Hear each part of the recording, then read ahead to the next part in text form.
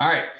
So for everyone that is joining, obviously live, or for anyone that is going to be watching this replay, we just kind of went through a little house rules. Everyone's going to be participating. Everyone's going to be asking questions. For those that are watching the replay, obviously you can have the comment section below to ask questions, right? We want to keep the conversation going.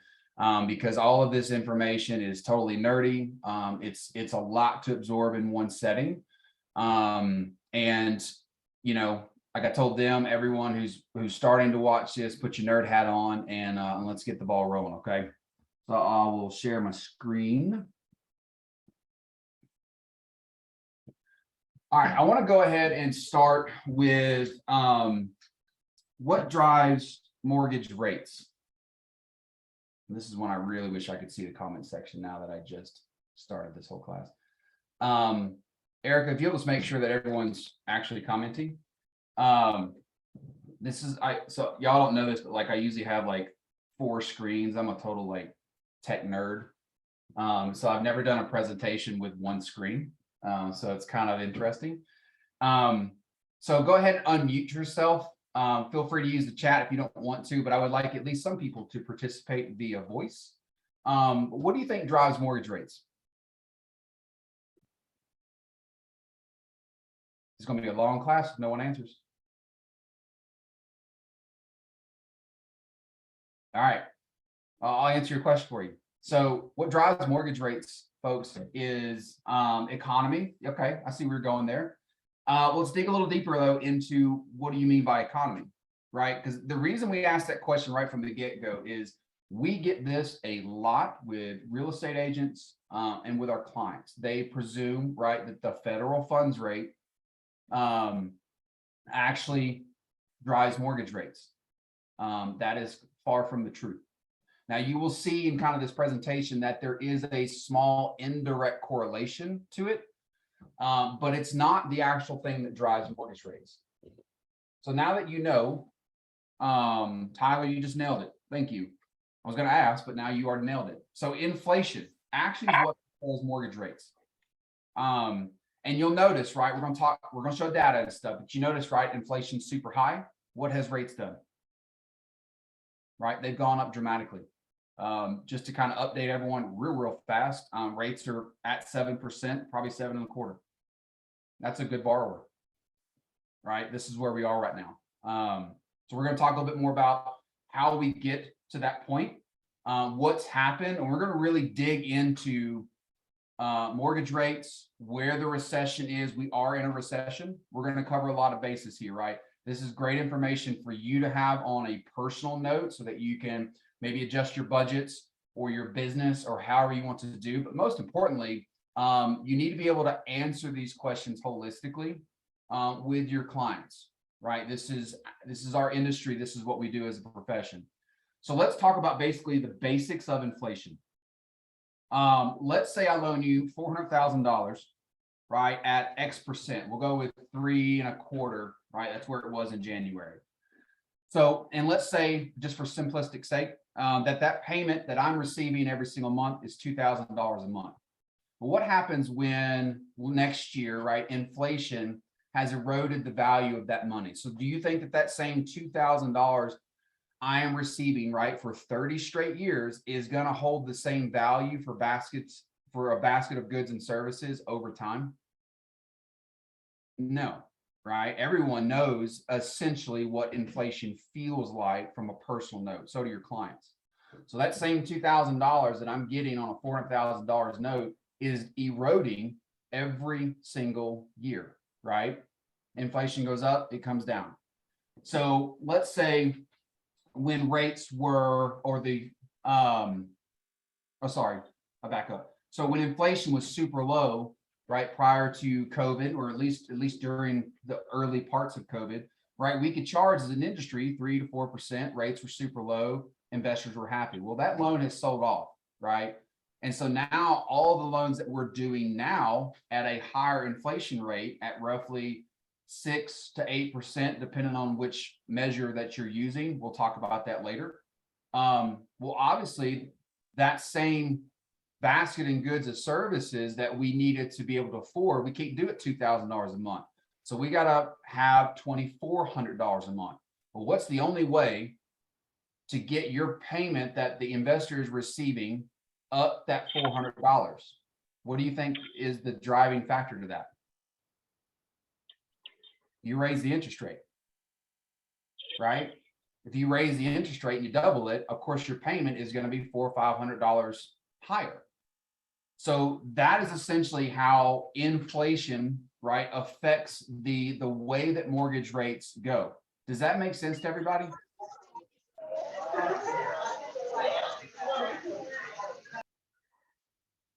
Sorry for the noise.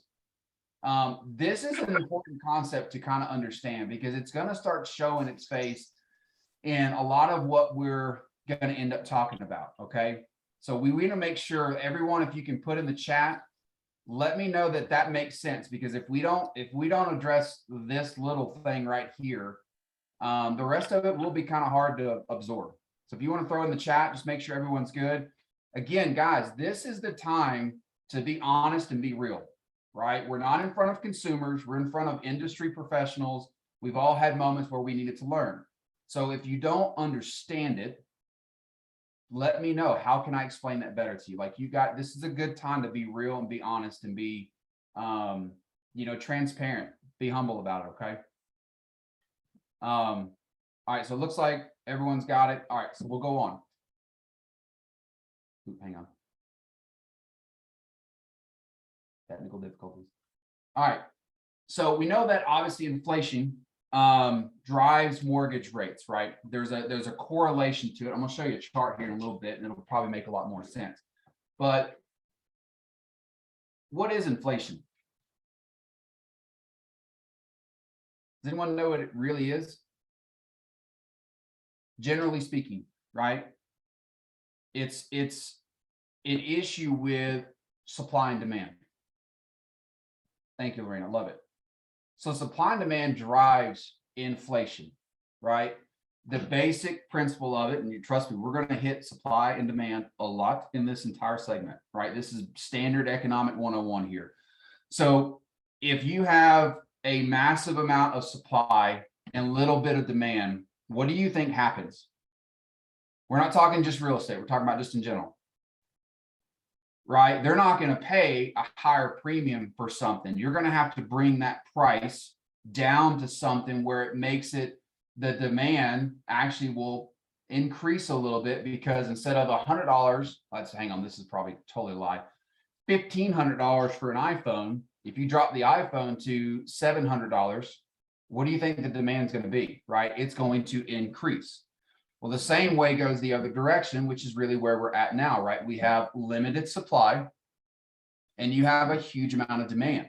So you have very few products for those massive quantity of demand for them to purchase. So what do you think that does to a price?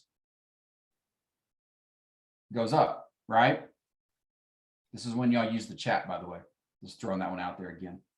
So now we have the Fed coming in and essentially raising the federal funds rate, right? Well, I already told you it doesn't have any direct correlation to mortgage rates, but there's an indirect part of it, right? So the federal funds rate is literally a monetary policy tool that they use to slow inflation. So for example, if we have,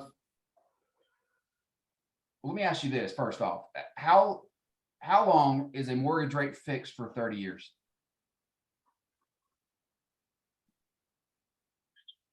Oh man, we got to wake y'all up, dude. Chat. I'm being real. I love y'all, but I'm being real, right? It's a very obvious question, right? So that one, I gave you the answer. How long do you think the federal funds rate is good for? 1 day. So they meet 8 times a year, right? They make this decision to change. Just so you're aware, there's emergency meetings that now they're not really emergency meetings, but that's what they call them. But they could change it at any point in time. The federal funds rate is literally only good for 1 day. So Do you know what the federal funds rate is now? I put it in the chat for y'all. I'm going to encourage you. The federal funds rate is 3 to 3.25. You will always have a range, by the way, because again, right, that it can change daily. So the rate is between 3.25. You're going to see some slides on this later, but we're just trying to get a high level, quick snapshot of everything right now. So the federal funds rate right now, and hands down always will be the most important thing in our economy. And the reason that that is because it is the cost of money, right? That's what the whole purpose of the federal funds rate. It is literally the cost of money. So think about it like this. Federal funds rate is the overnight spending rate that they charge the banks to borrow money from the Fed or each other. So if the federal funds rate goes up, the cost of borrowing money does what? Go up. Well, what do you think happens if things become more expensive for you to buy something? You think you would hold off? Do you think that consumers would spend money, right? Do you think that businesses or commercial companies, right, if they could borrow $1 million at 3% and now it's going to cost them 7%, do you think they might stop for a minute and be like, hang on, expenses went up? This is what the federal funds rate does. The whole purpose of it is to slow what inflation is doing, right? Does everyone understand that? Yes. Oh, Yes. there we go. There we go. All right. So simply put, inflation is the easiest way to think about it. Too many dollars chasing too few products. Right? You have a high demand, dollars, very few products supply. Inflation goes up. Right? So think about it like this. If you could spend what you have in your bank account or your wallet right now, and that is all you could spend, do you think that it would change your spending habits? And so stop for a second before I answer that question. I didn't say this in the beginning, but though we are here as professionals, there's gonna be a lot of questions that I ask you that are more consumer based, right? Like put your head into your own personal life, right? Because your personal life is the same life that the client feels, right? This is how we have to approach this conversation. Like, you know what it feels like. We all know that food prices have gone up, gas prices have gone up. Those are the two big ones. There's a lot of other things that have gone up, right? This affects us as people, right? So if you had money in your bank account and there was no credit options, right? And you could just, that was the only money that you would spend. Do you think your spending habits would change? This will come in importance real soon. So same goes for savings. So the federal funds rate also affects the savings rates that the banks charges, right? So if they can charge more money for you to loan something, they're going to be willing to give you more money in your savings account. Now, keep in mind, there will still be a large gap between the two, but in the end, people will start putting money into your savings account. Your spending habits are going to change, right? So the Fed back last year, savings were what? Everyone knows this one, right? 0%, at 0.01 if you were lucky. Like, what's the point of that? I mean, if you can't save your money and earn money in savings, there's really only two things you're going to do with it as a consumer. And there's plenty of studies on this one. You're either just going to spend it, or you're going to find something else that can earn a better rate of return, right? So if you think about it, right, federal funds rate's low, spending savings is low. You're going to spend money or spend money to make money, but in the end, you're spending money. When savings go up, like say 2%, there's a study, I apologize, I didn't put the study link in here, but there was a study that was done that showed consumers, if the rate of savings, right, your savings account was less than 2%, you were more likely to spend the money that you have versus saving if it was over 2%. Here's another good stat that I think is super important. Did you know that currently For every $1 that's in the system, there are $16 of credit. What is that? How does that make you feel, right, when you hear that? Can you Again, repeat that stat, please? so for every dollar that is in the system right now, there are $16 of credit being used. That is loans, credit cards, right? I mean, who saves $40,000 to buy a car? Raise your hand. Lorena, shut your mouth. Good for you, but you're missing the point. No, I'm kidding. But most people don't, right? 1 out of the 30 that we have on the call, right? So that is a big one, right? We live on credit. Credit literally is just like instantaneous money. Poof, we have money to spend at this point, right? Again, all of this information will come relevant here in a second. When rates are super low, from a car loan standpoint, bank loans, credit cards, all that kind of stuff, we spend more money as a economy, right? One of the things I want to mention as we kind of get into this, because it'll become important, but supply chains are actually loosening a little bit, which is going to help with inflation. You know, you can see a lot of more stuff in the store than what it was when we went through COVID. You notice that like you couldn't buy, it wasn't just bread or paper towels or toilet paper. I mean, it was a challenge to get even some of the most basic stuff, like even peanut butter, right? That's all kind of changed. You notice that the stores are full. I mean, I don't know if anyone's experiencing anything different, but the stores that I shop at don't have a problem with it anymore, right? Supply chains are loosening up. So think about like this. What happens when the Fed hikes borrowing rates? Right, we just kind of talked about this. So what happens if the cost of borrowing money changes for you? Right, less money in the system. Right, you're not spending money.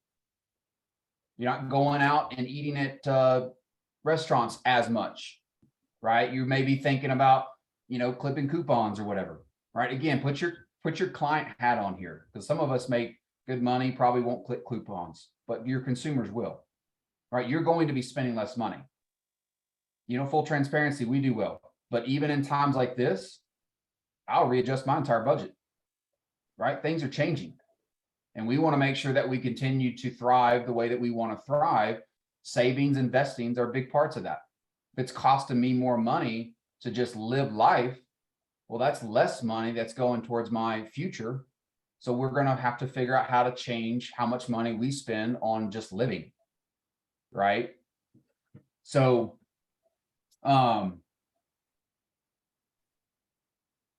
what happens when the Fed hikes the bank savings rate, right? So the federal funds rate's gone up. We just talked about this, right? I'm just showing you some colorful charts now, or graphics. If you have a 2% savings rate, are you going to typically spend more money in a high inflation environment, or do you think that you're going to save more?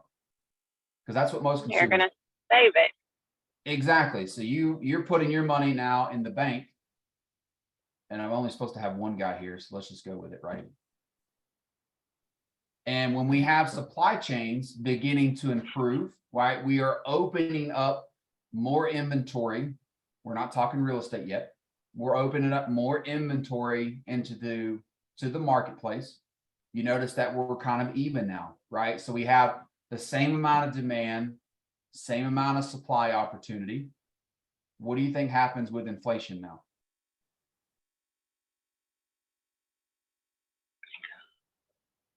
Yeah, I don't see the chat, guys. I'll just be real with you. Goes up. No, it starts going down. Levels back out a little bit. Yeah. So this is why we want to really cover inflation, because it has a huge effect on everything that we're doing. So going back to what inflation is, it's too many dollars chasing too few products, right? So we have all this demand out there with limited supply. It's going to drive pricing up. Just okay, to make it correlate to what you're doing as a profession, right? What have we seen the last couple of years? Very limited supply, and the drive has gone up because rates are so low. We have this massive demand of buyers, and what has happened to home appreciation? It's gone crazy, right? It's the same thing with groceries, gas, anything like that, right? You have all this shift that's happening because the Fed is raising the spending rate or the cost of money. That's what they're doing. They are intentionally saying, hey, we have to slow down the demand and let supply catch up. Does that make sense? Super important. If you don't get that, let me know. Raise your hand, unmute yourself, whatever it happens to be. This is a safe space. We got to learn this. All right, I take silence because I can't see the chat that we're good to go. Everybody's good, it looks like. All right, cool. So going back to, I want to talk about essentially what's happened. And we've done this multiple times. A lot of y'all are kind of new to following the content we put out. But we've been talking about this since COVID. You can see the chart, right? There's this big QE period, that's quantitative easing, that started basically right when COVID hit. So what this chart is telling us is if you look prior to that QE period, you'll notice that the 30-year fixed rate, which is the blue line up top, and the headline CPI, which is your inflation number, you notice that there's a trend, right? If it goes slightly up, rates go up. If it goes down, rates go down. And it continues like that on a normal, natural cycle, all the way up until COVID. Hold up, who's not muted? Thank you. All right, cool. So now the Fed has decided, or did decide, excuse me, back in March, actually, I think it was around April of 2020 when COVID really shut down the economy and the world kind of had to stop and rethink what's going on. So the Fed decided at that time that they were going to buy a massive, and I mean tens of billions of dollars every month in mortgage-backed securities, right? This is where that supply and demand is going to come into important play. I want to make sure you all understood that. So what happened is as inflation is going up, the Fed was using mortgage-backed securities to keep the interest rates down. So they were literally buying up all of the supply during that period of time between April and literally January of this year. So for basically a year, a little over a year and a half, they were the main purchasers of mortgage-backed securities in the marketplace. Now, I just realized I didn't say what this was. Mortgage-backed securities are essentially how the mortgages are sold in the open market. If you want me to nerd out on that, we can do that at a later date, but we'll go with this particular chart to explain what's been happening, right? And why and the mortgage rates dramatically increased. So during that period of time, they were pumping out money. Think about it like this. Here's a good example. If you have a commodity to sell and you're out there and you literally go out on the auction floor and you say, hey, I have this loan. Who's willing to take it at 3%? No one bites. Who's willing to take it at 4%? No one bites. Okay, well, who's willing to take it at 5%? Finally, you get a taker, right? This person says, okay, I'll buy what you have. I'll give you the money, but I want a 5% rate of return on the money that I just gave you. So what the Fed did, if you think about it like this, is now you have inflation going up. Well, the natural cycle should mean that mortgage rates should have gone up in January of last year, right? That would have followed the normal cycle. But now the Fed is saying, no, I'll buy everything you got. I don't care what it is. I don't care the cost. Well, if you have somebody that's willing to buy everything you got, you'll probably take a lower rate of return, right? Because you're selling massive quantities of 3% mortgage interest rate. Does that make sense? I totally nerd out on this stuff, so you guys got to communicate with me. So the reason this is important right, is because you had this quantitative easing period right here. I don't know if you can actually see my mouse. Can you see it? No. Yeah, we can see. Okay, good. So you have this massive quantitative easing period right here, and you notice the rates stayed at 3% during this whole period of time. What happened when the Fed stopped buying them? You just eliminated a massive amount of demand. Supply is still there. This is the thing about mortgages. The supply chain doesn't necessarily massively go up and down, right? There's always mortgages out there. If you refinance, you are dropping one mortgage and putting in another one. That's obviously even kill, right? New household formations is the only thing that increases the amount of mortgages that are out there. So you had this huge opportunity with the Fed buying up all of this supply. Demand went down, keeps rates low. Well, then they stopped. And then what happens, right? It goes right back to the natural cycle of following inflation. Now, it's not going to, as fast as it did react, it's not going to automatically just jump above inflation. And here's why. This is important. The reason it didn't just jump to, so the headline right now is just over 8%, 8.24. I can't remember exactly off the top of my head because we focus on the core rate. We'll talk about that in a second. Right? And the core rate is at 6.3. Well, you'll notice mortgage interest rates are higher than 6.3. They're not going to jump above the headline CPI. And the reason that is how do I describe this? So mortgages are essentially fixed on a very long term. We'll talk about a yield curve here in I think 1 or 2 slides. Right? Well, inflation is something that does this number here. Can y'all actually see me as a person, by the way? Yes. Okay, just want to make sure because I'm making some funny dance moves here. So, inflation is constantly doing this. Inflation it's not on a linear curve, right? It goes up, it comes down. In the end, it does move at 1 to 2% on a normal cycle. But the point is mortgages understand that we are fixed on a long term, and inflation is very, very, very, very short term, right? So it starts to move because it's kind of like a rubber band effect. Well, it kept going and going and going and spreading apart. Well, once they stopped and the demand went down dramatically, it's like a whip effect. It's like, okay, now we're going to start catching up. Does that make sense to everybody? Told you, man, you got to put your nerd hat coming in on here. I love this stuff. We've got yeses in the chat. Okay, cool. So here's the funniest thing about, and I'm going to make fun of the Fed a lot during this call because it concerns me a lot with what they're doing. So this is Jerome Powell. He's the Federal Reserve Chairman.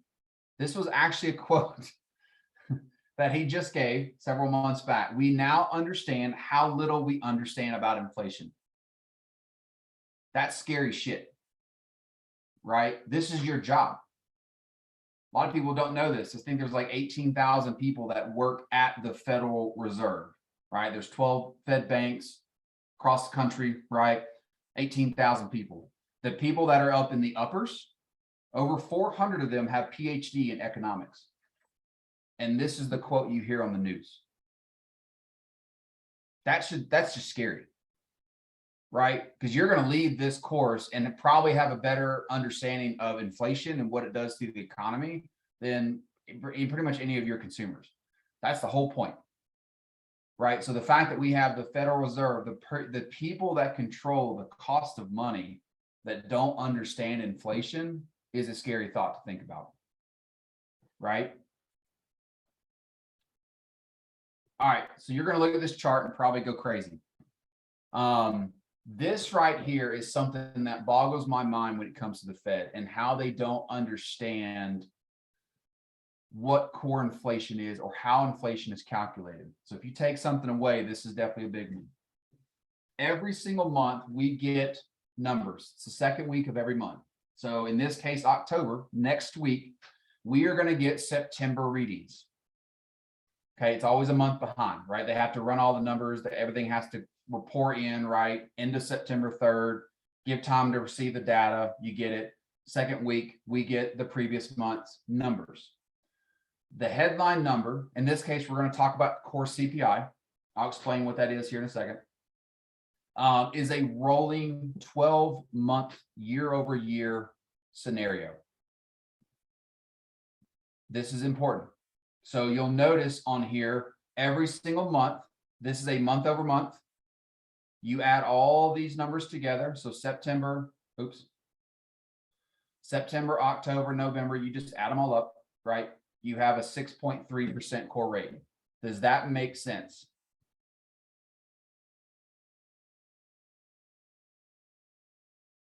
Yes. Thank you, Erica. You may just unmute yourself because you're helping me with the chat here. Small recap. So we're adding up a 12-month basis here. Each one of these is month over month. So what do you think happens when we get the September reading next week? What number is that going to replace? June. Nope. This number. Go on it. Sorry about that. There's This some number. people saying, can you explain a little bit more here? Okay, perfect. So let's use August because we have it on the chart here. So it was, and keep in mind, these numbers are rounded. That's super important. The core CPI was 5.9 in September before the readings came out. Okay. It's at 6.3 now. So I apologize. There'll be some slight addition errors, as you can see, because we did round. This was actually September was actually 0.27, right? Okay, so September, I don't remember, 12th it was, something like that. Second week of September came out. They said, okay, month over month, from August to September, or from July to August, inflation increased by 0.6%. That number right here replaced this number. Which one's lower? August of 2021, right? So in this case, you had a 0.4 difference between the two. And what's 5.9 plus 0.4? 6.3. Does that make sense?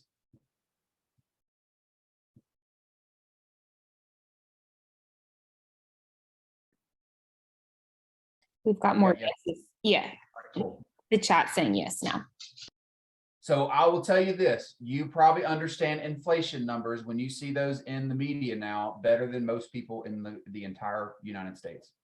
As crazy as that sounds, right? The data is available. You can go and get this number. So what's going to happen? This is going to be important because we've been talking about this as well. Our team has been talking about this for a while. Everyone kept saying inflation has peaked, inflation has peaked. It has not. And I'm going to show you why. So you have all these low numbers, and we still have, even though supply chain is improving, right? We still have things that are driving inflation slightly higher every single month in small increments. You can see these numbers after COVID hit. You can see this is your, every month, right? So now we have a September reading, right? That's coming out in October. Well, you'll notice a trend here for now that we're probably about a 0.5 or higher, right? So do you think the 0.5 or 0.6 that it's likely projected is higher than 0.3%? So what do you think is going to happen in October? Higher inflation, right? So in October, we're going to see slightly higher inflation. What do you think that's going to do to mortgage rates short term, right? Higher rates is what people are saying, encouraging credit offerings. Yep. Alyssa, I just figured out, by the way, how to get actually to the chat. You get these numbers, by the way, it's stlouisfed.org. They call it Fred. I'll be honest with you, it is not the most user-friendly site. You really have to know what you're looking for, but I've played on that site for years. But you can literally Google, or there's a search bar in the fred.stlouis.org that gives you, you can just put in core CPI or consumer price index, search for it. It'll show you all this. You can go back as far as the chart will go. And we had another question asking why use CPI. I get how to find it, but why? Okay, so there's the headline CPI, which is pretty much everything bulked into one. The reason that the Fed uses the core CPI is because it strips out food and energy prices. And why do you think? I mean, like I used to question that all the time. The main reason they use it is because food and energy, especially in times like right now, are very volatile. There's not a lot of quote unquote consistency in the data. So to give you an example, hang on, I took a couple of notes here. Food was up 11.4% year over year. Energy was up 24%, 23.8. So that's obviously significantly higher, right, than 6.3. So those numbers will go up and down a lot. So they use the core CPI because it strips out food and energy prices and makes it much more sustainable to read and to understand where the real inflation is at. It's kind of crazy, right? Because we probably feel food and energy more than anything. But that's the measure that they use. Does that help? Okay. So here's the important part of showing you this goofy chart.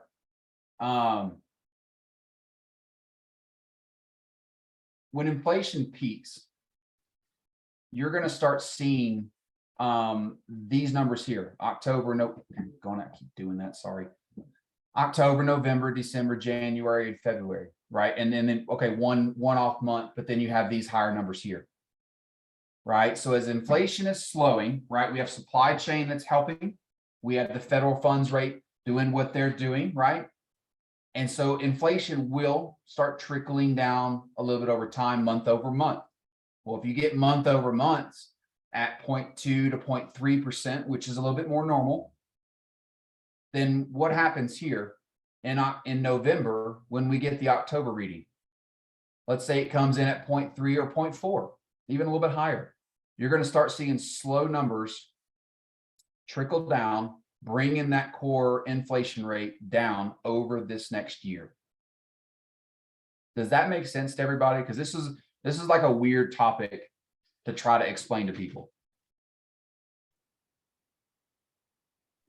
Yes, people are saying it'll bring rates down. Yes. So it's important to understand kind of this, you know, at least in our lender industry, but also in the same time for yourself. So when you hear the news and they say, oh, core inflation has come down, and they say, well, month over month is this, you kind of have a better understanding as to why it actually happened, right? Because as a client, you're still feeling the inflation effect because we think about what? Food and energy again. But the reason this is more important is because this is what's driving the mortgage rates. Does that make sense? Definitely. A lot more promising for everybody's business, whether you're looking, you know, at the lending side or obviously as everybody here is on the real estate side. And that can help you guys overcome a huge objection as your clients are, you know, nervous right now. Well, nervous, fear, and there's slides at the end of this where we're going to talk about, well, what happens if a client does buy at 7% right now? Actually, our example is at 7.5%, by the way, right? You're going to see data. We're going to talk about this a little bit more. We're in the nerdy part of this leading up to the part and probably the more conversation that y'all are going to have about why should I buy now and not wait, right? But you have to understand how inflation works in order for you to be able to have the argument, like the conversations that we're having with people. And I can say very confidently that mortgage rates are going to go down next year. Well, what does that mean? right? You have to be able to have at least a general idea, which we can do one-on-one. Like I totally nerd out with you. Right. This is just high level kind of overview of the basics.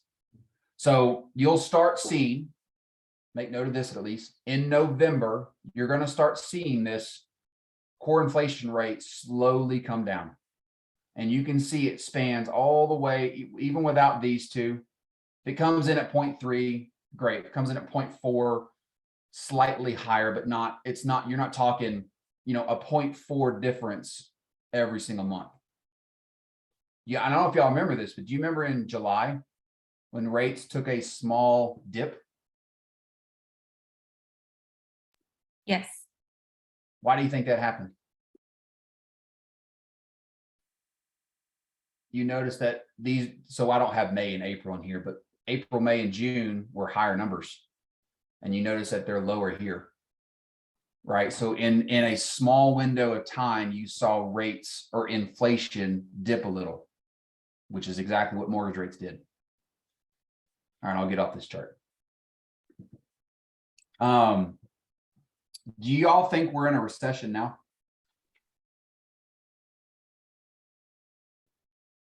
Yes. Sorry, Erica, I'm gonna put you to work. Yes, yes, I think so. Okay, Other people agree. in the chat, what makes you think we're in a recession?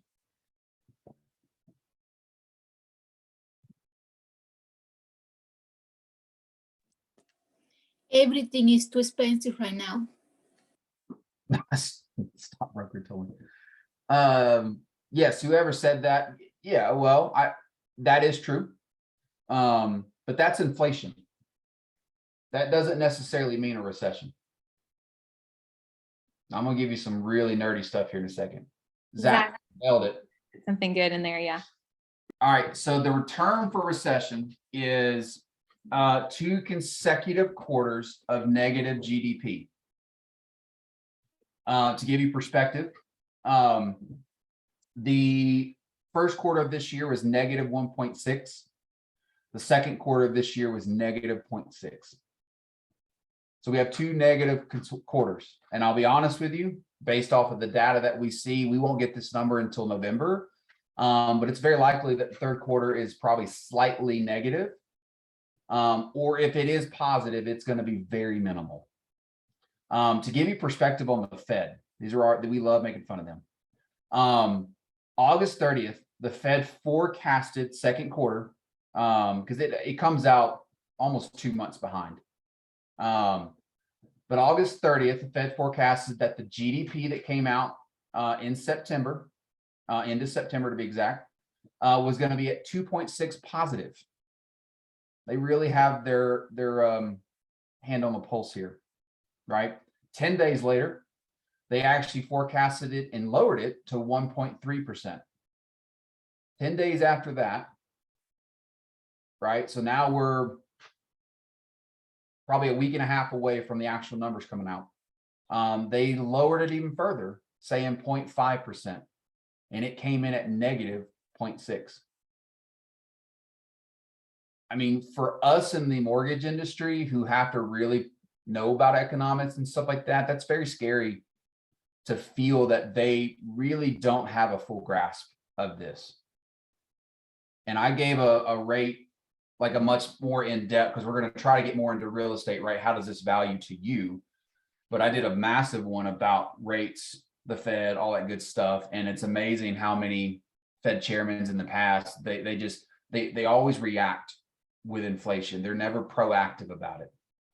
And that's why they make these massive swings, right? They call them the boom and bust cycle in the marketplace. Well, that's the reason why. It's because they wait until we're, pardon my French, effed, right? And then it's like, oh crap, we need to start raising rates. All right, let me get rid of the chat.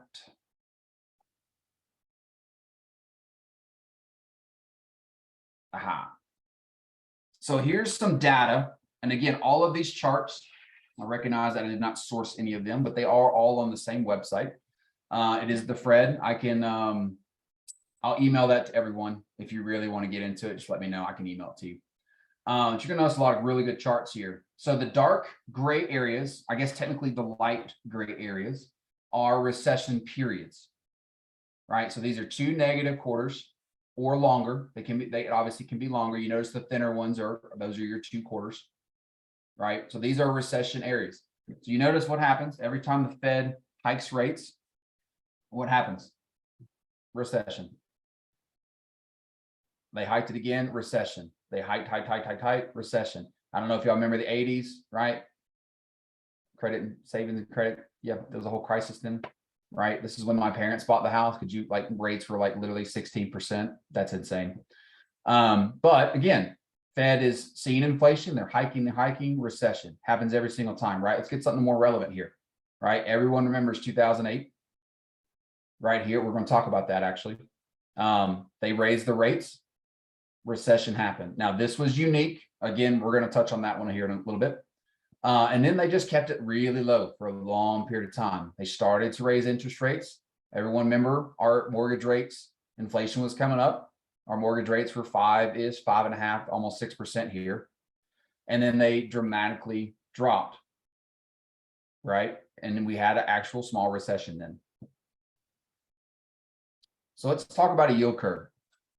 A normal yield curve is, think about it like this. You have an investment and you want to let Joe Smith, your friend, borrow money for 6 months.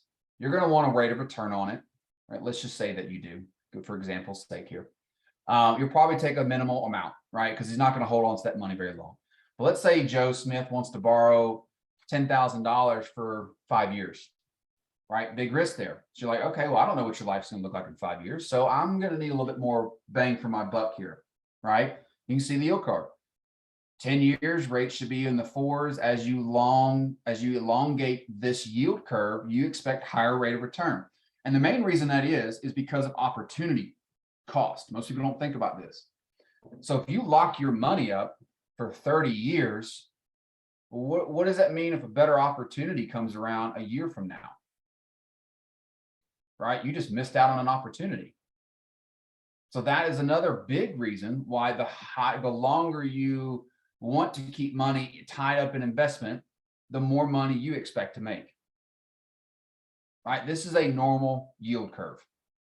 You can Google that and it looks the same for everything, right? This is our current one. This is going to be important here in a second. So the treasury yields, we're going to talk more about this. The big one is what they call the 10-2 yield spread. Does everyone know what that is or have at least heard of what that is? Most of y'all probably, yeah, I was about to say, most of y'all should say no. Everyone's like, no. So that, again, the reason we showed you the yield curve, that's super important, right? In a healthy environment, you expect a better rate of return over a longer period of time. Can we all agree with that part of it, at least? Yes, in a healthy environment. Okay. We obviously aren't in a healthy environment, right? The yield curve looks sick, right? Since we're talking about health. So now look at this. In a 1 month, we have here 3 months, that 3.5, 1 year, 2 year, we're just over 4%. Now, as we get longer, what seems to be happening now? It's going down. Down instead of up. Right? So now we have a 10-year mark here at, let's say, 3.5, and a 2-year mark, 4.25. So what does this tell us? Y'all may not know this. So think about it like this. This is telling us in the economic world that the Fed is aggressively raising the short-term interest rates, but the long-term interest rates aren't affected. And we talked about this a second ago. Why is the longer-term interest rate doesn't seem to be bothered by higher inflation?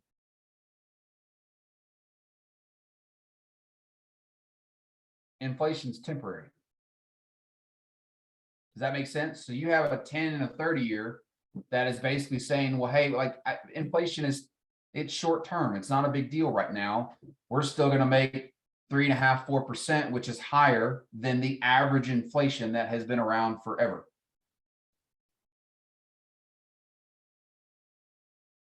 Hang on. I swear I'm moving something. So the current, well, August, excuse me, federal funds rate was at 2.25. The September one, we just talked about, is at 3 to 3.25. You notice that it keeps compressing. So they're raising this number here, and it's driving those shorter term treasuries up here. The 10-year and the 30-year still remains low. Why is this relevant? Because every time the 10 and 2-year treasury yield spread gets inverted, a recession follows. So green is good, right? The 10-year, let's just use standard numbers. Let's say the 2-year was at 2%, the 10-year was at 4% or 3.5%, right? So that's where that 1.5% comes from. It's just the difference between the two. Every time inflation goes up, the federal fund, all these graphs, if you put them side by side or lay them over each other, you'll see everything correlates to this entire thing. So on that previous thing with the Fed hiking the federal funds rate, that's what's happening here. So the Fed is hiking the federal funds rate here. That spread between that 2 and 10-year is going down. And what happens when it goes inverted? You have a recession, inversion, recession, inversion, inversion. You get the picture. This happened in 2020.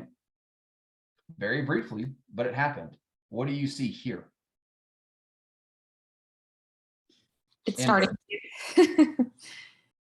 Does that make sense to everybody? Like basically these next several slides is like, I asked you the question, do you think we're in a recession? Yes. What does a recession actually mean? And how did we get here? Right? You can look at the data and call a recession all day long, which we've been calling since 2020. So the data is out there. You just got to know how to read it. And that's the whole point of this class, just kind of give you perspective on that. As soon as I can move to the next slide. People are commenting on the patterns, and that explaining this is really helping. Good. That I swear, like I told you, I can nerd out on this, man. Like people get me talking on the phone about it, and I have to catch myself because like I'll just go nuts. It's like me and food. Those are the two things that I can't shut up about. My wife is good with the food part, but I start getting into economics and she like walks away. It's like I can't deal with this crap. So this is Chris Waller. He is the one of the Fed governors. Now, what is a Fed governor? Actually, let me ask you a more basic question. What is the Federal Reserve? We talked about it several times, actually. Federal Reserve is the central bank of America. Every bank has one, right? European Central Bank, they all have one, right? Exactly. Essentially, it's the person that helps control the money supply in our economy. That's essentially their job. That monetary policy tool, the federal funds rate, that's what they're doing. They are trying to raise the money or the how do I put it? They're trying to decrease the demand, right? Which should increase the supply of money in the economy, which helps eventually people will have more money to spend. So this is Chris Waller. I bring him up because I just find some of these quotes really funny. And this is going to be important here in a second. So he says, I can't see a recession with a 3.7% unemployment rate. How do y'all think that a 3.7% unemployment rate is good?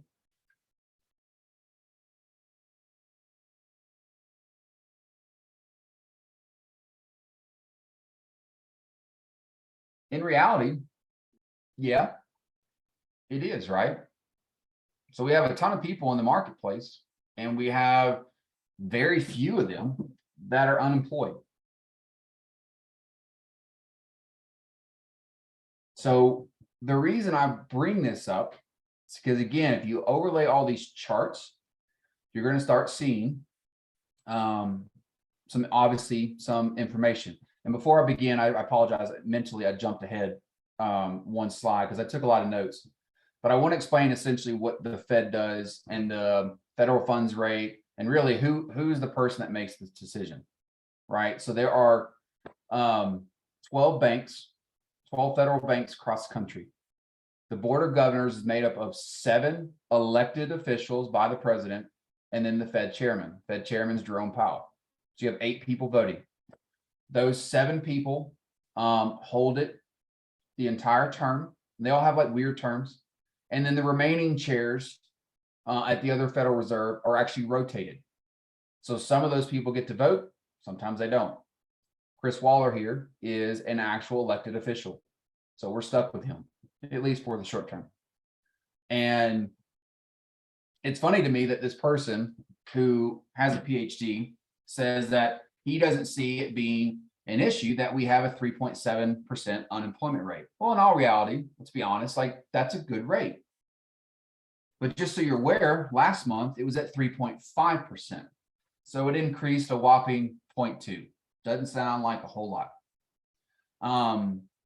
But the headline stuff, anytime you read, right? Anytime you read anything online, what do most people read? The headline, right? Who actually digs into the article? Even if you, and again, this is just common practice. Some people on here probably read the entire article. I do. Most people probably only make it past the first paragraph and like, wow, this is some really boring shit. Like, I'm done now. Right. And so they don't really dig into like, okay, well, what does this mean? So the numbers that actually just came out showed that we had a 315,000 gain of unemployment. Right. So why did it essentially go up? Well, because 82% of those so-called gains were 16 and 19-year-olds working part-time.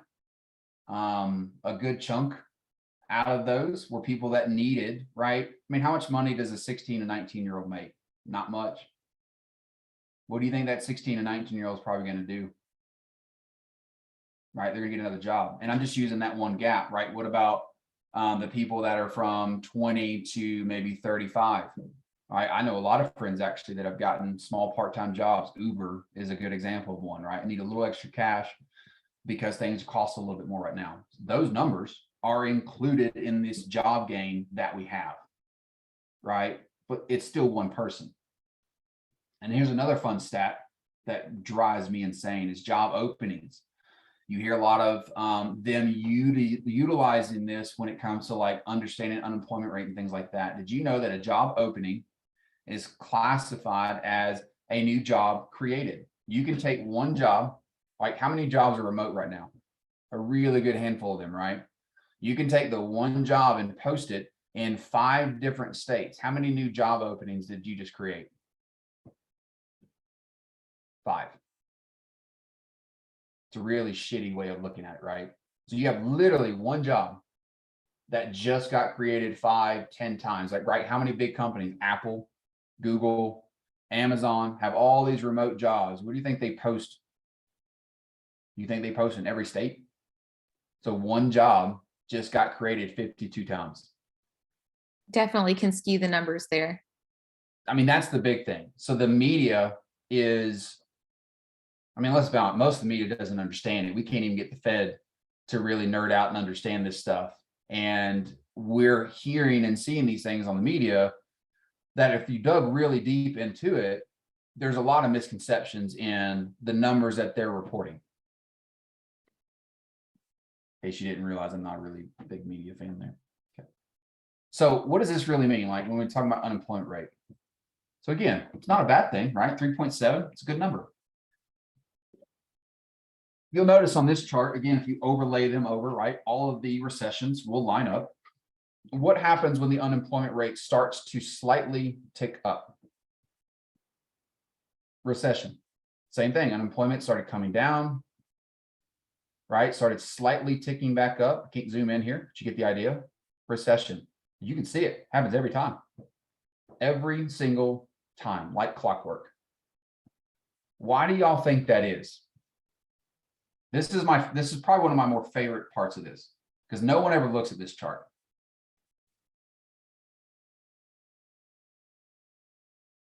Because they don't have a job, so they're not having, the same amount of income, spending opportunity, So what correct. So like what is happening if you're not spending money? Who's actually affected?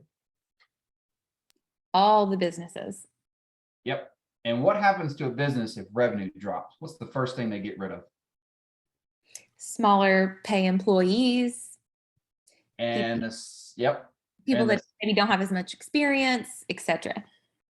so labor, right? So the cycle essentially perpetuates itself.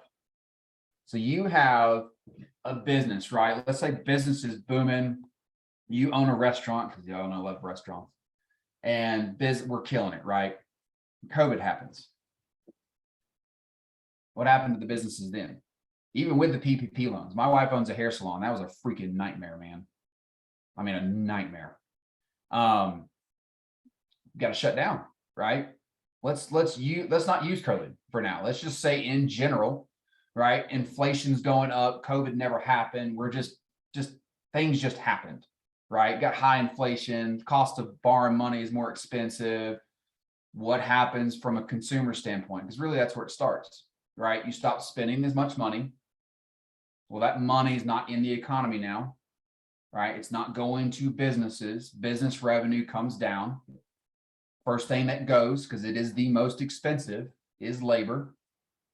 So now you're getting more unemployed people. Well, those newly unemployed people, right, are adding to that gap of spending for the businesses. So the businesses actually over the time actually end up hurting worse. They're not doing that intentionally, like they have to protect their business, but they're adding to this insane overall cycle. So what we're seeing now is a small incremental change. But where do you think that change is leading to when you add in all the other graphs and the data with the federal funds hiking, inflation, all of those types of things? What do you think is, well, let's be honest, what do you think is already here? Recession. Right? This is what your client Changes, not to interrupt, those small changes are creating a more nationwide issue. yeah. Everybody's spending. This is the important thing of why we're kind of talking about shit that no one really talks about, is because your clients are feeling, so are you, you're feeling what's happening around you, but nobody really understands it. And because the media doesn't understand it either, they're giving you headline news and they're not really telling you why. There's going to be a few slides in here I'm going to show you. They're going to give you something, but they don't give you the overall picture. They just give you one thing, right? Because fear and sex sells, right? Fear is this one, obviously, because mortgages are not sexy. So, all right, let me scroll up with my notes here. Everyone understand these last few slides and how they kind of essentially all correlate to where our world is going right now over the next few months, 12 months, excuse me. I need everyone to at least say yes or no. I can see the chat, by the way. I figured it out. Jennifer has a good question in here too, as people are thinking about that. Oh, so Jennifer says, we've had lower unemployment rates and lower interest rates. Is there any way to know if an accurate unemployment rate to base business decisions on versus writing it out? Well, I think the number one thing to think about is if you own a business, you have to know your own numbers. You know, if business is slowing over a month or two, right, you don't make rash decisions, but if you notice a trend, you have to obviously adjust your expenses. Labor is the most expensive one. So over time, what you'll start to see is a very, like you can see in the graphs, very small incremental, like, I mean, you can see here, right? We had a couple of different little up and down, but eventually it leads here because then you add in what the Fed was doing. Now it reacts a hell of a lot faster, as you can see now, right? Because this data wasn't as widely available as it used to be. So now the data is widely available in these older years. You can see that they don't swing so wide and then all of a sudden happen. Like they're very incremental changes, and then all of a sudden you start to see the uptick.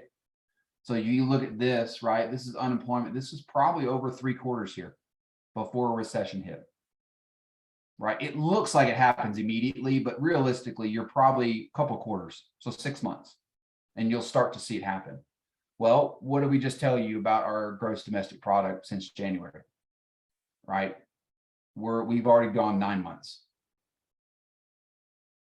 So we're in that area of where it's like, holy shit, like it's Well, I mean, we're realistically already in it, but they won't call it and put it on this fancy little graph until probably end of this year. Or probably past election. I didn't say that. Moving on.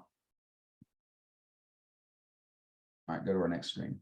All right, so what happens with mortgage rates during recession? We've already kind of talked about it, but I think graphs are really cool and they kind of show you what happens. So, for example, we'll go to the most recent one, right? 2020, recession happened, very minimal, like super small, like literally 1/4.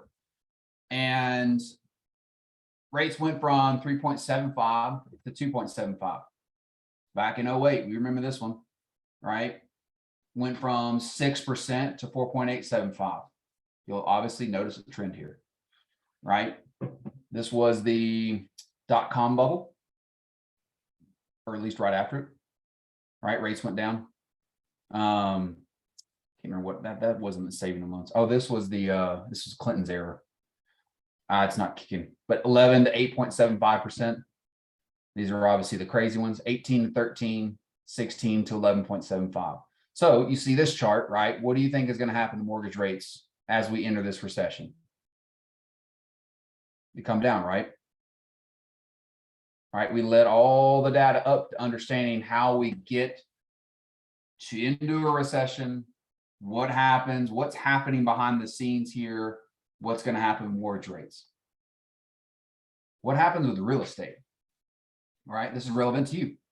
So all these dark areas, change the colors on you, keep you on your toes, or recessions, right? What's happening every single recession with real estate appreciation? So the Case-Shiller, by the way, is the #1 most accurate house appreciation price index. You can Google it, but it's S&P, Standard & Poor. Like, I mean, this is the absolute benchmark. But you can see, right, every recession, a little slow there, but still came out, right? 2008. We're going to talk about this one. What do you think happened in 2008? What have you been taught? What have you been told?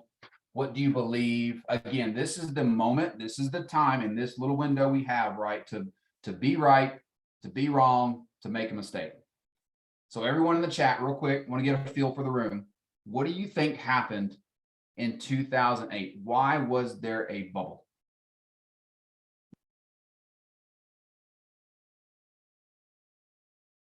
People are saying higher inventory, lower demand. I've been told it crashed, whatever that means, but still don't really understand it. Anyone else want to chime in? Don't be fearful, guys. I didn't know this shit 5 years ago, so let's be real. People are saying lots of arms, given loans they couldn't afford, mortgages given too easily.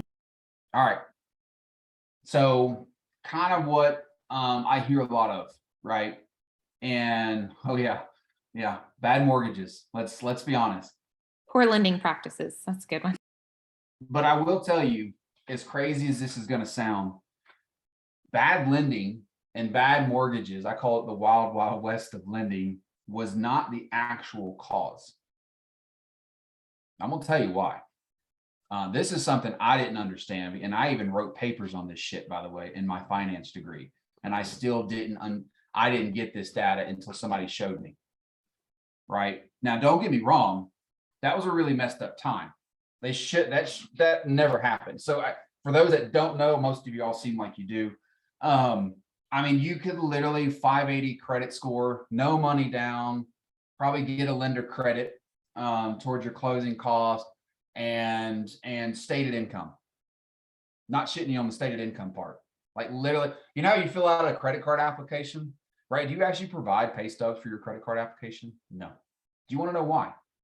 Because your interest rate is what, 22%? You think they're making money on you? Right? That's why they can do stated income. Well, mortgage, we're giving you 30-year note and we're charging you 4%. You think the risk is much higher? Right? Who in the world thought stated income was a good idea?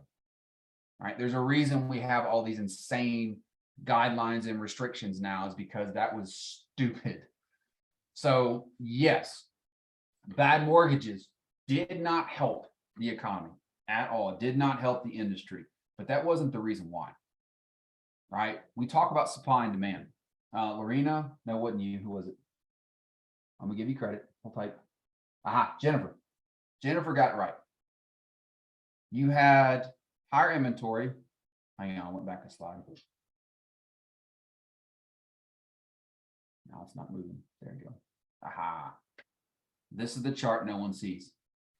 So in 2006, we had the most completions in record history. So what does that mean? Right, we had a shit ton of new builds. Right, I mean, it was just like, you could see the trend, right? They were just building.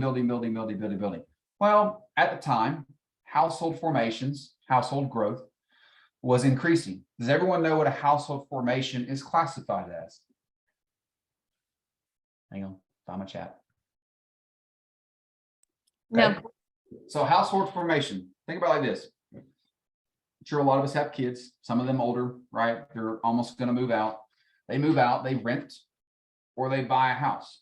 You just went from one house to two. That's a household formation, right? Or let's say a couple gets divorced, right? You went from one house to two. You have 17 kids, right? You just created 18 houses at some point in time, right? So household formations, right? Very simple. So you had massive amounts, right? Demand, the supply was there. Demand was, boy, they were catching up to it, right? What do you think happened here? I'm going to give you a hint, and you have to put in the chat now. I'm going to give you a hint. The average homeowner, first-time home buyer, is 33 years old. Not true, Lorena. I'll see if someone gets this, because I just so you're aware, I did not know this either. Like, so feel free to give me the smartest answer you can possibly give it. Oh, I see what you're saying. No, I see what you're saying, but no. Right. Okay. So think about this. Ladies, I'll put it on your shoulders. 2006, subtract 33 years. What year was that? What happened in the 70s? Roe v. Wade. There it is, Brandy. I knew someone was going to get it. Abortions became legal. Now, this is not a political thing. That's just a fact, right? What happens, right, when abortions became legal? What do you think the birth rate did? Dramatic decrease. You can pull the data up. I mean, we're talking dramatic decrease, right? So now all those kids that were born 33 years later are back in the market right here. Well, what happened though is you just created a massive gap of people. I'll have to email you that, Lorena. But this stuff essentially is, again, it's on the FRED. They do more than just economic data, by the way. I mean, all of this was pulled from there. I had help compiling some of the information, but the data itself is out there. So you just created a massive drop in the first-time home buyer, or basically the people that are able to buy a house, right?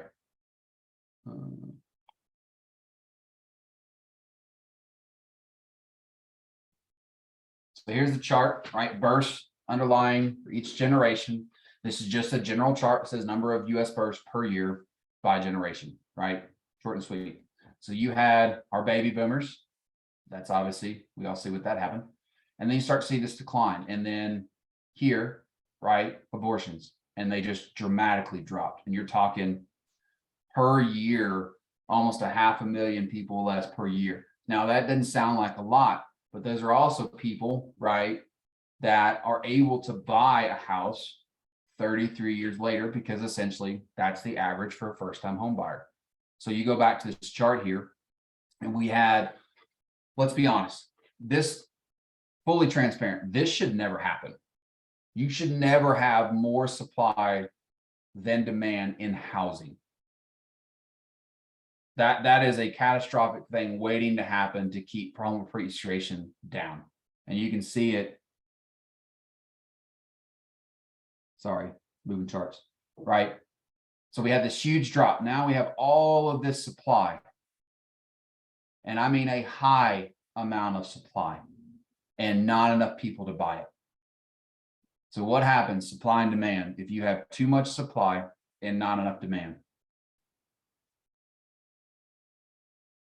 You do have to answer this one. Otherwise, I don't think you understand supply and demand. So you gotta help me out here. Right? Cost Prices, down, rate comes down, economy changes. yeah, right. Home appreciation just depreciated the shit like real bad. And you can see it, right? 2007 and 8 was the mortgage crisis. Like you can see the trend. Builders went out of, like builders just went belly up, bankrupt, everything like that. Now what's happened since then, right? Somewhat steady recline in, but now, right? You go back to this slide. Eventually, right? Look what's happening here. Do you see a trend of homeowners?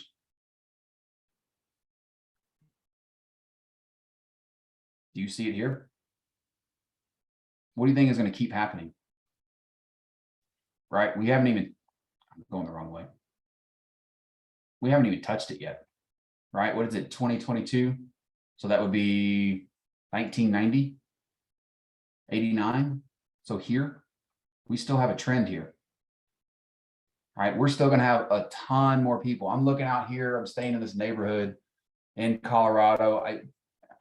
That's a long story. But like literally everyone on the street, all college kids. And this is not even the college area, right? You have a ton of people ready to start buying houses very soon when these people graduate, right? Now let's talk about supply. So we have all these housing formations. Hang on, gotta make sure I got my notes ready. All right, so first off, this is COVID, right? We all know that was a crazy time, but you notice, relatively speaking, we've had a generally uptick, right? We just looked at it on a different style chart of housing formations, right? So essentially, slowly, ever so slightly increasing. Thanks. Thank you, Erica. I want to shorten that chart a little bit, just to kind of give you something so it doesn't seem dramatic, right? I basically want to remove essentially what COVID did. So you essentially can see we got about 1.6 to 1.8 household formations, right? So let's talk about what that really means. So we got housing starts. This is just data, by the way, that we pulled. I got off all the charts. 1.3 million. Destroyed annually. A lot of people don't know this, but destroyed annually is just like renovation loans or, people buy. There was a land that just got sold. We would love to make an offer on. There's 2 homes on there. Builder bought it. What do you think they're going to do with the 2 houses? They're going to rip them down, right? So homes do get destroyed annually pretty consistently. Your total new supply is now 1.2 million, right? And we have household formations of 1.7 million. Do you think there's a shortage? Right? All that leading up to understanding basically that we will continue to have a very low supply and not enough demand. I want to give this one little thing in here because I think it's important. Net worth, top 10%. What is net worth? So it's basically your total amount of assets that you have, home, et cetera, versus the liabilities that you still owe, mortgages, et cetera, right? Top 1% is at 10.8 million. Let's drop down a little bit. Top 10% has $800,000 in overall net worth. Right? In our business, we can easily sustain that. Top 50% has $500,000. Reason I share this slide, super important for your clients when it comes to wealth building, is on average, 2/3 of the net worth in this chart right here is home equity alone. That is a good stat to tell your clients. We're going to talk about where that helps here really soon.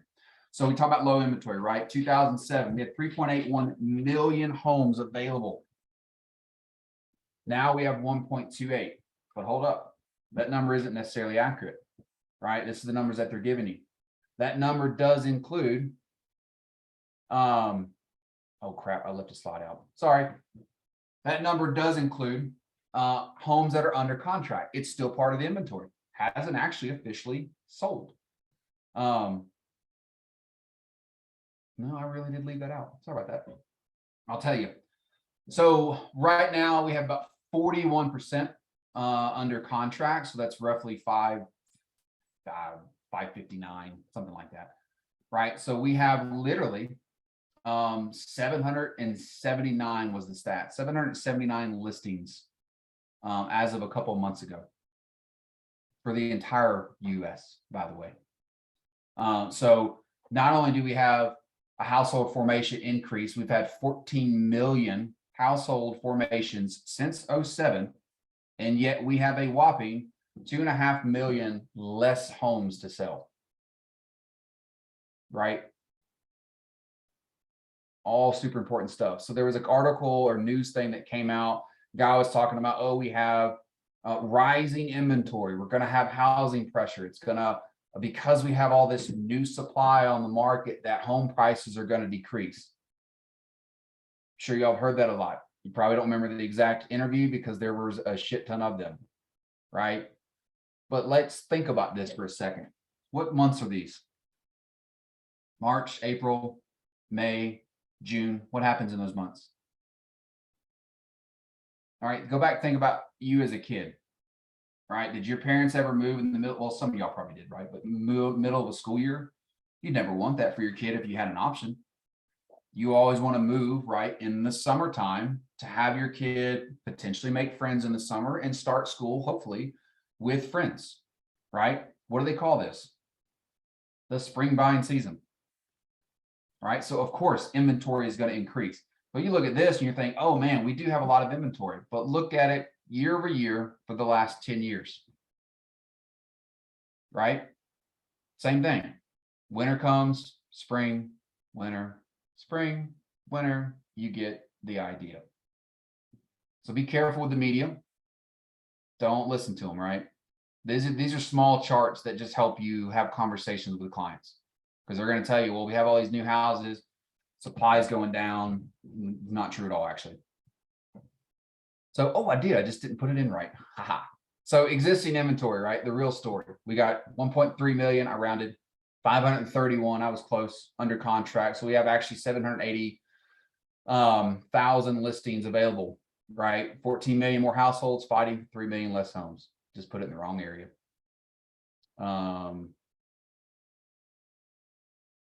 Another one that we've heard in the news, just want to clarify more than anything, is they're talking about how foreclosure rates have gone up 150%. Let's clarify a couple things. If you look year over year, absolutely, they went up 150%. But you notice, right, this is the same thing. And by the way, if y'all don't remember, in 2021, they had what they called a foreclosure memorandum. You literally couldn't foreclose on somebody without an actual reason, because obviously some people did, right? But if it was COVID related, couldn't foreclose on them. So of course, year over year, foreclosures did go up. Don't let that scare you. Don't let it scare your consumers. All right, buy versus rent opportunity. Number one, we can create any of these charts for y'all on demand. You just let us know if you're having a conversation and you have a client that's fearful, right? Data is everything. I had a client straight up said, we're not interested in buying, rates are high, home prices are going to depreciate. I hear that 15 times a week. Great, cool. Well, I want to send something to you for you to see, and I just want you to look at it. Let me know what you think. Give me a call. And 9 times out of 10, it will get that buyer back in the market because the numbers don't lie, right? So let's look at a worst case scenario, right? I'm going to put all the crappy cards on the table here. And let's talk about somebody that's willing to wait for a year. So right now they're going to buy a $400,000 house and put 10% down. So you got a $40,000 investment at a 7.5% rate. Probably going to get real close to that before it starts coming down. I already told you we're definitely in the 7s, right? And they're expected to be in that home for 9 years, never going to refinance, right? We're looking at worst case scenario here.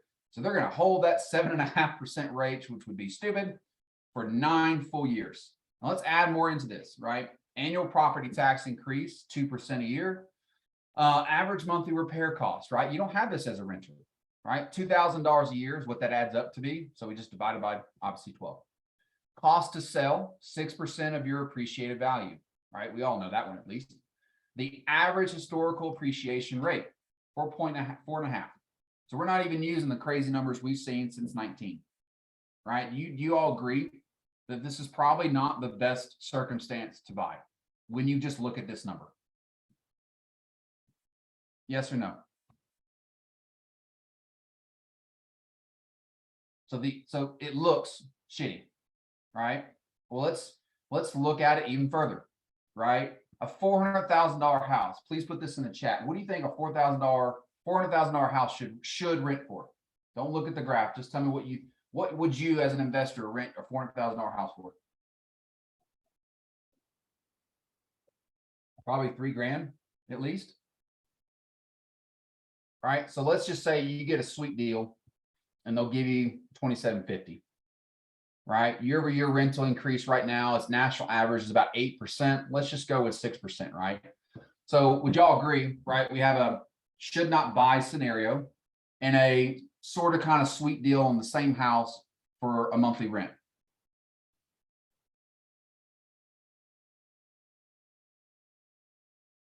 I think y'all are falling asleep on me. I'm going to keep going, but There's some yeses. I'm about to say the chat. Oh crap, hang on.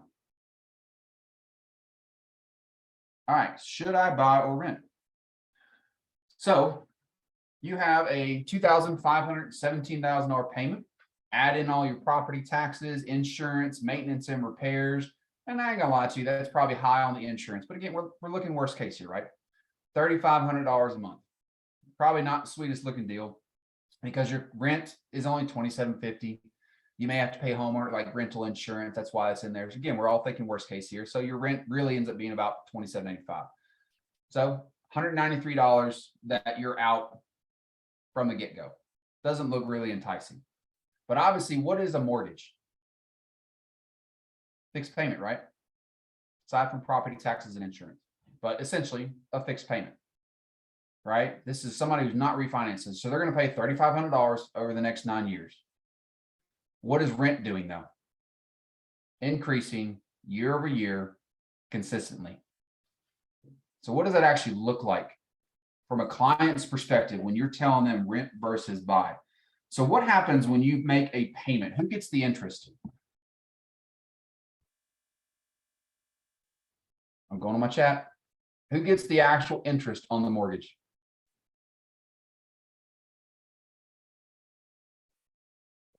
Exactly. The bank, the investor, right? Who gets the principal?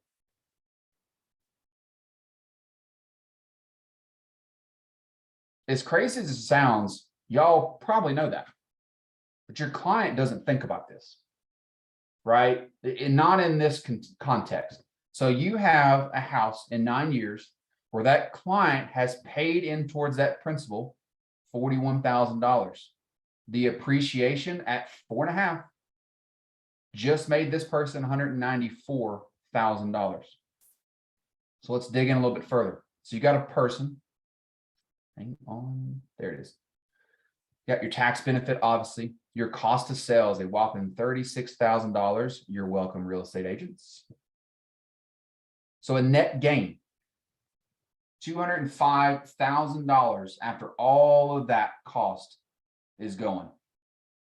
So do you think your client in a rate of 7.5% can see this chart and realize how bad of a decision it would be to continue renting versus buying a house at a 7.5% interest rate? Do you think they have $200,000 to just walk away from? Let's just say they only stay in the house for 4 years, right? Smaller number. This includes the cost of sale.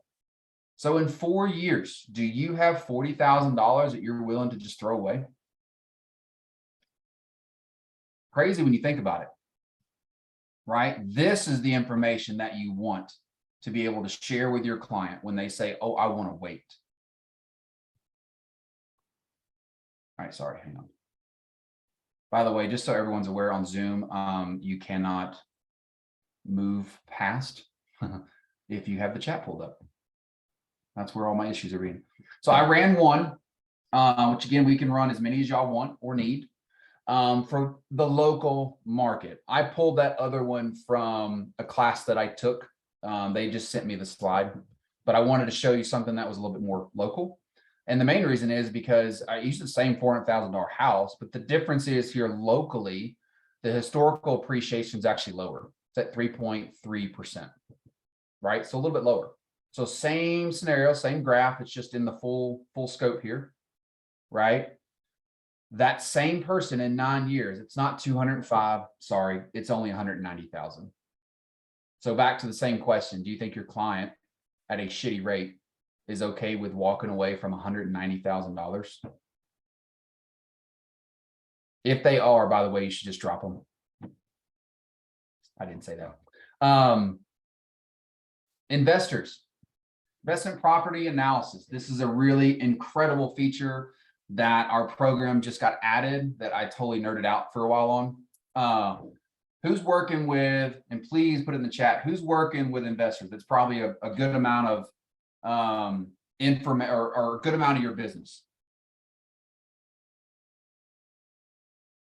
There should be a lot of yeses here. And I'm going to tell you why. Once you see this, this will knock your freaking socks off. Even for your own self, by the way. But you give this to an investor who's on the cusp right now because he has to pay 2%. I'm gonna rock your world. So 1 out of every 6-7 transactions right now are investment properties. Hang on, sorry, chat. Yes is in the chat. I'm just gonna stop pulling up the chat because it keeps holding up progress here. All right, $500,000 house. You get 20% down. So you got $100,000 investment. Let's say it's at 6%, which I realized I shouldn't be at 6%, but let's move on. They're expected to be in the home for they're expected to own the home, excuse me, for 9 years. So essentially, pretty much kind of the same scenario. Closing costs, 15 grand. Average monthly repair, $208 a month. Again, annual tax increase, 10%. Your cost to sell is 6% of the value. Average appreciation, this is globally, is at 5 and 11. I can't remember where I got that stat, but let's just keep moving. All right, so monthly rent, same house, $3,400 a month. This is what the, by the way, what the investor should be renting a $500,000 house for. Does that make sense? Like, so it's not the buyer versus rent. This is how much it costs for an investment and how much you should be renting it for, right? So all the numbers will make sense in a minute. Year-over-year rental increase, 6% a year, even though the national average is 8%. Vacancy rate just means that out of all the time that they're going to own the house, there is a possible 4% chance that they're going to lose out on a month-to-month rental income. Just means that they probably didn't rent the property for whatever. It could have been 2 weeks, right? In year 1, doesn't look good, right? Rental income, your expenses, right? This is the mortgage, everything like that. Cost to maintain the property, you're negative $351. Probably doesn't look really good. In year 9, same thing. I'm going to show you a bigger chart here, but I'm just giving you a quick overview. So in 9 years, you've generated $450,000 in rental income. Your expenses, because they should, essentially remain the same. That does factor in, again, 2% increase in price or taxes, things of that nature, right? So you only spent $400,000, so roughly 52 grand that you just made in cash flow, right? So here's a bigger, broader chart. Same thing, rental income starts at 39, continues to go up, right? After year 9, obviously, can't imagine paying $5,000 a month for rent. Right, all of these expenses should essentially remain the same. You see that the property taxes are moving up. Maintenance and repairs, right now, that's just the way the program works. That probably should go up a little bit. We have no HOAs on this one. So your total expenses, at least over time, go up, right? Your total cash flow each month or each year goes up. So cash on cash return after year 9, you've made a 15% return on a property. Now, granted, this was at 6%, right? Does all that make sense? So in total, you've appreciated a home, 282,000 at 5%. You owe 343,000 left on that particular mortgage, and that's if you held it. So that same kind of scenario, that client had a rental income of 450, they had appreciation of 283. Your total gross profit was $733,000. You cut out all of your expenses. So if they sold that house in 9 years, they would have generated $330,000 at a 6% interest rate. So their return on investment, right? They paid $100 grand. Return on investment is 329%. Does that make sense?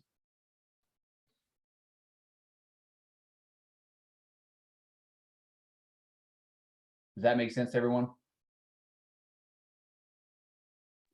This is a great conversation. We can update. I realize that I made that one a few weeks back, moving on. But we can update any of this information. If you got a real estate investor, we can even add cost, right? 2%. They're paying 2 points. We can add all that in, right? And show them what their true value is, even over a 5-year period. And that's without refinancing, right? If they refinance next year and get that rate into 5.5 or even to that 6%. So let's be honest, that's probably what it would look like, right? Next year, 6%, right? So that same scenario would actually work out just fine after they refinanced, right?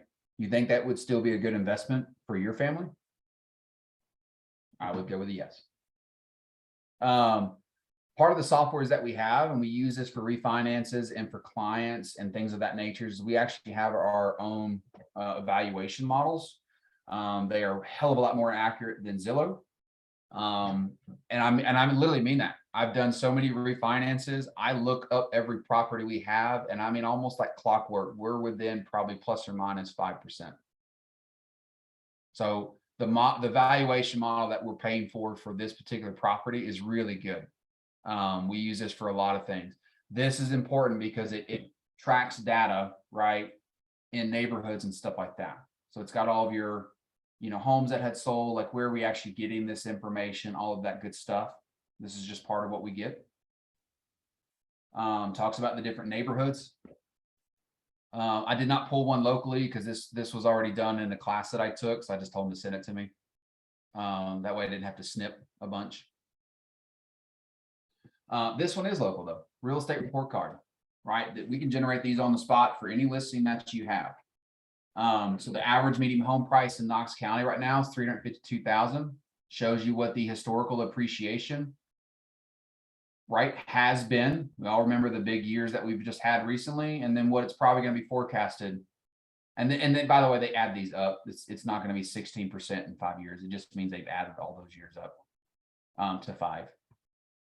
So 5-year gain, right, on a house that you just bought. In 5 years, it's worth $410,000 at a much lower appreciation rate. So in 5 years, they just made, what is that, $60,000? Tells you all kinds of other small little things. Total unemployment in the area, unemployment rate over the last several years, average income, affordability index, et cetera, et cetera. How many actual homes are being built? These are housing starts that all builders are required to do, right? If you start a neighborhood, you have to tell the city how many houses that you're putting in, right? So we have essentially 2,000 more starts.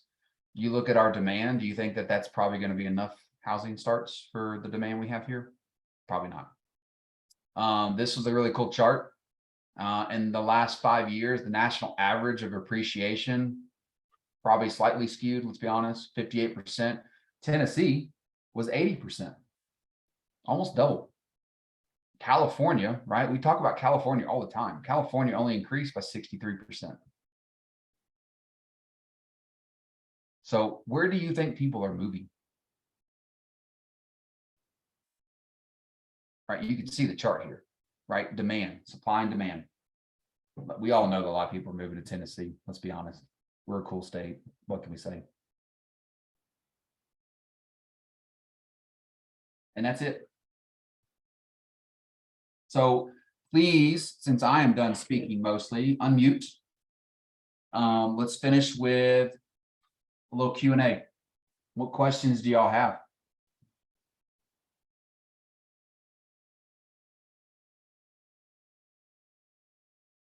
And by the way, if you don't have any now, please write them down and I'll put my phone number in the chat. I think most everyone in here has it, but some of y'all don't. This is my cell phone number. My name's on the screen. I would highly recommend you saving that. There's a couple things, like I'm a total nerd about the business, as you can tell. We're major veteran advocates. It's actually probably my niche if I had to give myself one. I know more about the VA home loan program than I could promise you anyone in Knox County. And I will stand by that. If I literally had 5 conversations yesterday about people having issues with the VA home loan with their current lender. And Veterans United was 2 of them. If you hear those 2 words, please run. Please, dear God, run. I think there's only one question that we missed in the chat as people are kind of gathering their thoughts. It was from Lorena. She was asking, are you suggesting to look at one of those charts every month to see where things are going with keeping up with that core rate for clients, that one visual? Actually, Lorena, yeah, I think that that's a great idea. We have a private group, which I'll put it in the chat as well, that we've been, trying to pump in a little bit more information about where the economy is going. And that was all, we generated that group in 2020 when COVID happened because the world went to chaos. And when it got normal, right, again, we all got really busy. And I stopped posting in there just because, I mean, we were well above capacity at that point. But we've built out a team that has allowed me to really pour back into the community a little bit more. And so we're starting to do a lot more content in that private group. It is private for real estate agent professionals, investors, things of that nature. It's all nerdy stuff, but if you want good content about where it's going, that would be the class or the group that I would go into, and we'll pump in a lot of that stuff. Hang on, I gotta go find the group. Take me 5 seconds. But to answer your question is, yeah, I think it's a great idea. We'll make it intentional. Most of the numbers come out in the 2nd week. So probably towards the end of the month, maybe 3rd week, we'll try to add some content, more content in there, and we can throw in those charts and all of that good stuff. But here's the group in the chat. Make sure y'all click it. Do me a favor and invite your personal self, not your business page. We're not doing this for marketing. They're all real estate agents and investors in there. Like, we all know what we do. The way Facebook works is you'll get more notifications on your personal than you will on the business. So that's really the main reason. Otherwise, if I post, you won't get notifications. Any other questions about supply, house formations? I know we talked about a bunch of nerdy stuff here.